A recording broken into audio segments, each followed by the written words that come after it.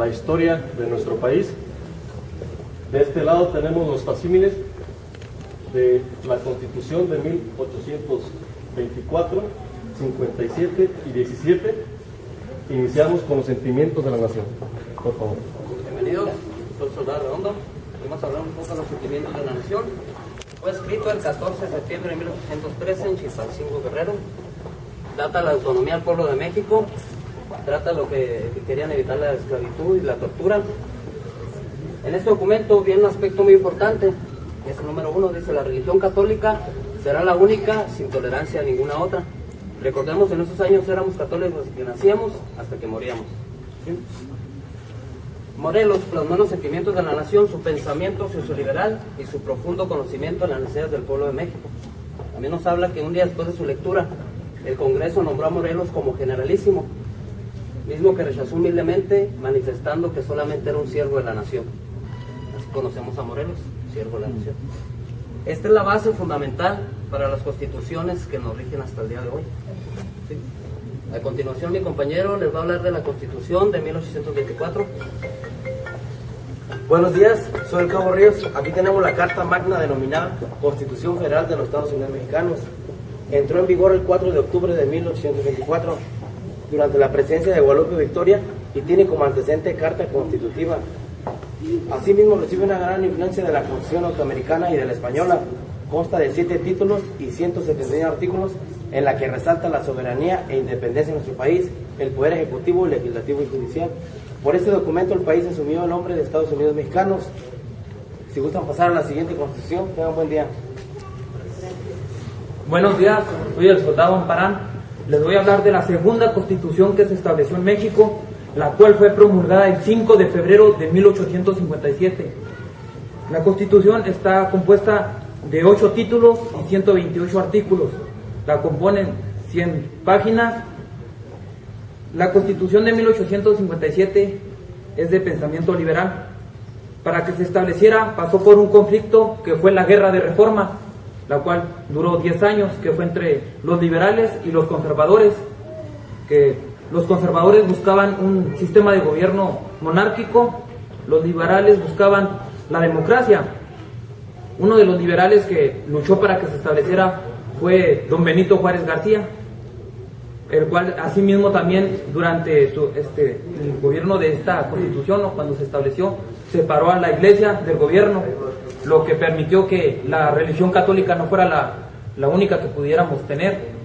También estableció la educación laica, se establecieron los derechos de los hombres, la libertad de tránsito, la libertad de expresión, libertad de asamblea, el derecho a portar armas, se quitaron las aduanas, la pena de muerte, las torturas y los encarcelamientos por deudas civiles, los honores hereditarios y los títulos de nobleza. También cabe mencionar que fue el fundamento legal de la defensa de México durante la invasión francesa y el imperio de Maximiliano de Habsburgo. Son grandes rasgos. ¿Me gustan pasar hasta la siguiente? Buenos días, yo soy el soldado José Rico. Yo les voy a hablar un poco de la Constitución de 1917. Esta es la actual aquí en nuestro país, es la que nos rige y rige los derechos humanos. Esta fue promulgada el 5 de febrero de 1917. Surge de un contexto del movimiento armado de la Revolución Mexicana. Nos dice que nosotros años atrás pues fuimos marcados por el caciquismo, el analfabetismo y la pobreza que había en aquella época. El caciquismo pues eran los hombres más ricos, que también se les llamaba como hacendados. El analfabetismo pues se veía porque en esos años nada más los hijos de la gente rica o poderosa tenían derecho a una educación o al estudio. Pues la pobreza era los esclavos o peones que trabajaban para la gente de dinero.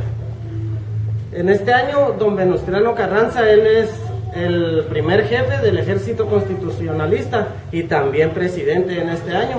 Él pues es el que reforma la Constitución, que ahorita nos rige hasta la fecha. Una de las cosas más importantes, pues él nos da derecho a la educación o al estudio, seamos ricos o pobres. Esa es una de las cosas más importantes. Esta Constitución cuenta con 132 artículos y 32 reformas. Por mi parte sería todo. A continuación, pues mi compañero les mostrará billetes de la época. Muy buenos días, yo soy el sargento Castañón. Aquí vamos a darles una breve explicación de la historia del billete en México. A ciencia cierta no se tiene una fecha exacta de cuándo nació el papel moneda, pero se le atribuye a los chinos. Durante los siglos XVIII, XIX y principios del XX nació la necesidad de la impresión de un billete, por lo que varios países empezaron su impresión. Aquí en México se cree que fue a principios del siglo XIX. ¿Cómo surge la necesidad de un billete? Pues en el año de 1810 se levantan un grupo de mexicanos en armas para quitar al gobierno tirano que en aquel entonces era de la Nueva España. Así surge la independencia de México con el grito en Dolores Hidalgo el 16 de septiembre de 1810 y termina el 27 de septiembre de 1821 con la entrada del ejército trigarante a la Ciudad de México. ¿Qué ocasiona? Que muchos españoles regresaran a España y los pocos que se quedan, sus grandes cantidades de fortuna las esconden. Las minas fueron saqueadas, muchos de los trabajadores mineros se unieron al ejército insurgente. El poco mineral que era sacado durante su traslado a la Ciudad de México era asaltado en el camino, por lo que hubo un déficit y crisis de mineral para la acuñación de nuestra moneda. Fue así cuando surgieron los vales, que eran pedazos de cartón o simplemente hojas blancas impresas en una sola cara. Pero como eran de muy mala calidad, la gente no los quería porque también eran fáciles de falsificar, por lo que cada estado empezó la impresión de su propio billete. Enseguida